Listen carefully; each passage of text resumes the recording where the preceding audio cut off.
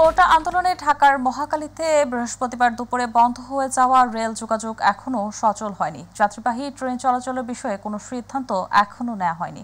তবে এই বিষয়ে আজ সিদ্ধান্ত নেওয়া হবে। তবে মালবাহী ও তেলবাহী ট্রেন চলাচল চালু আছে। কোটা সংস্কার আন্দোলনকারীদের ডাকা শাটডাউন কর্মসূচির মধ্যে বৃহস্পতিবার দুপুরে ঢাকার মহাখালী ও নাখালপাড়া এলাকায় রেলপথ অবরোধ করেন শিক্ষার্থীরা। সেদিন দুপুরে 12টার পর থেকে ঢাকার সঙ্গে সারা দেশের রেল যোগাযোগ বন্ধ হয়ে যায়।